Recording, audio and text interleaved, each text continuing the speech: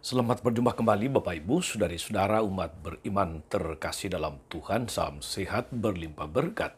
Hari Kamis tanggal 6 Juni 2024, Saudara Agus Cesar mengajak saudara-saudari kembali merenungkan kutipan Injil Markus bab 12 ayat 28b sampai 34 tentang hukum cinta kasih dan apa inspirasinya untuk kita pada hari ini. Kita mendengarkan sabda Tuhan terlebih dahulu. Dalam nama Bapa dan Putra dan Roh Kudus. Amin. Pada suatu hari datanglah seorang ahli Taurat kepada Yesus dan bertanya, "Perintah manakah yang paling utama?" Yesus menjawab, "Perintah yang utama ialah, dengarlah hai orang Israel, Tuhan Allah kita itu Tuhan yang Esa.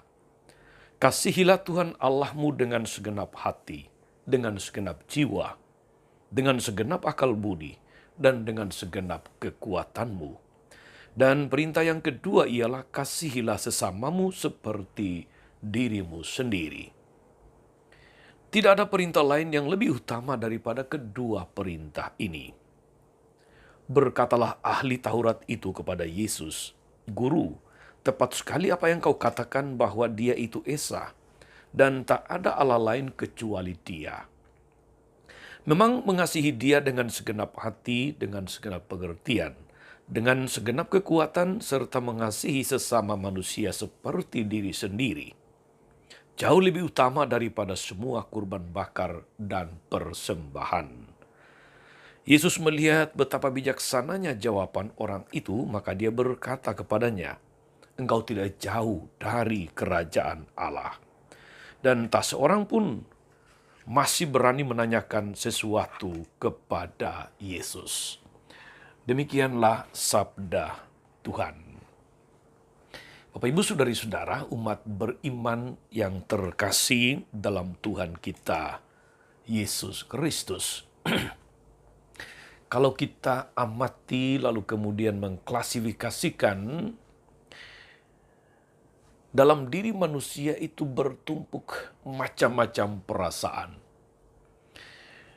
Bila perasaan-perasaan itu kemudian dikelompokkan atau dikategorikan, maka akan terdapat sekurang-kurangnya 3 kelompok.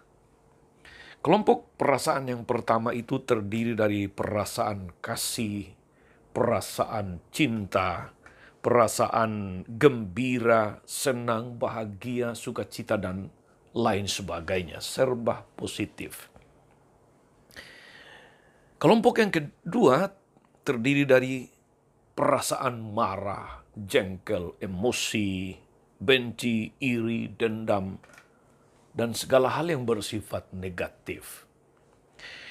Dan kelompok yang ketiga, saudara-saudari, itu terdiri dari perasaan sedih, perasaan iba, susah, perasaan haru, dan sebagainya. Dan perpaduan dari 3 kelompok perasaan dalam diri manusia ini membawa kesadaran saudari-saudara bahwa manusia adalah makhluk yang sangat kompleks. Manusia yang sangat kompleks dalam hal perasaan. Kita menjadi unik, kita menjadi istimewa justru karena ditopang oleh perasaan-perasaan ini.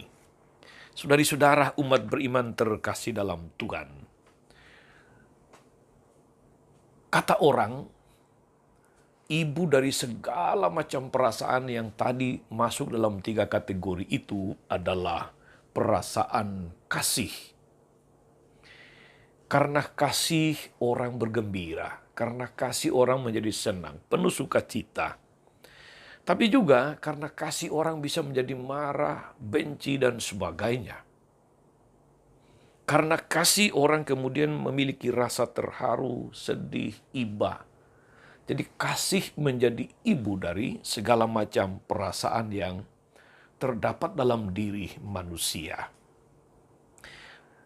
Berbagai macam perasaan yang ada dalam diri kita itulah justru disempurnakan oleh perasaan kasih yang merupakan sikap dasar Allah di dalam diri manusia. Ingat saudara-saudari, Allah adalah kasih. God is love.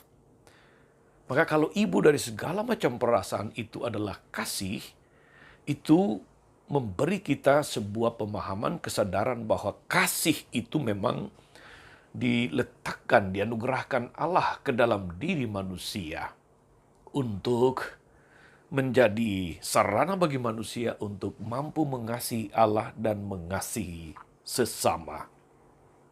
Allah memberikan segala macam perasaan kepada manusia, namun Ia memberikan perasaan kasih sebagai perasaan ilahi yang dapat menyempurnakan perasaan-perasaan yang lain dan mengangkat martabat dan citra manusia sebagai ciptaan mulia.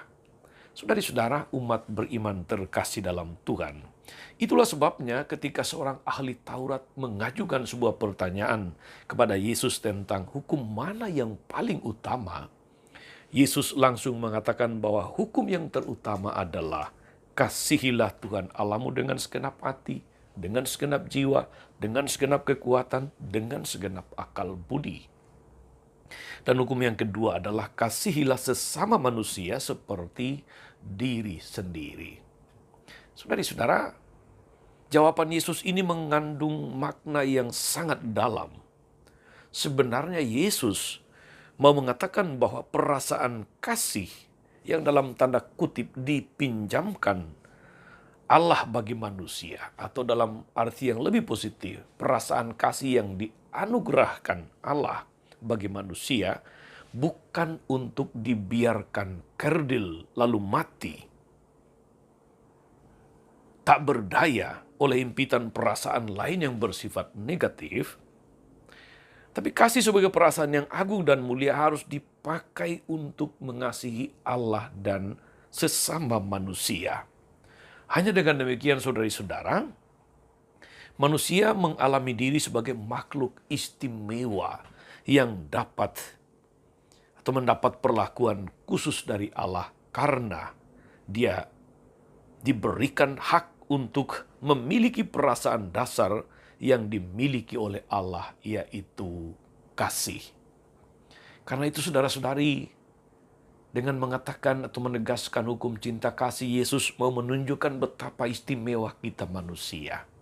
Sikap dasar Allah yaitu kasih dianugerahkan kepada manusia untuk mampu mengasihi Tuhan dan mengasihi sesama manusia. Semoga kita saudara-saudari yang mendengarkan renungan ini diteguhkan, diinspirasi untuk makin mensyukuri perasaan kasih yang dianugerahkan Allah kepada kita dan menjadikannya sebagai sarana untuk mengasihi Tuhan dan mengasihi sesama dalam segala perilaku hidup kita, dalam kesaksian hidup, dalam kata-kata, dan dalam tindakan kita. Oleh karena itu saudara-saudari, selamat mengasihi hari ini. Tuhan Yesus memberkati kita sekalian. Amin. Tuhan Yesus Kristus, kami bersyukur karena Engkau meneguhkan kami dengan perasaan kasih. Engkau menganugerahkan kami sikap dasarmu, perasaan ilahimu, yaitu perasaan kasih yang memampukan kami mengasihimu dan mengasihi sesama kami. Kuatkan kami agar kami menjadi tanda kasih-Mu bagi sesama dimanapun kami berada. Terpujilah Engkau sepanjang segala masa. Amin. Saudari-saudara sekalian, berkat Allah turun atas saudari-saudara, atas mereka yang kita doakan atau kita janjikan doa mereka yang sakit dan menderita. Segala rencana, karya, dan pelayanan hari ini, Bapa, Putra, dan Roh Kudus. Amin. Tetap sehat, teruslah menjadi berkat. Jangan lupa like, subscribe, nyalakan lonceng notifikasinya. Salam 52, Tuhan memberkati.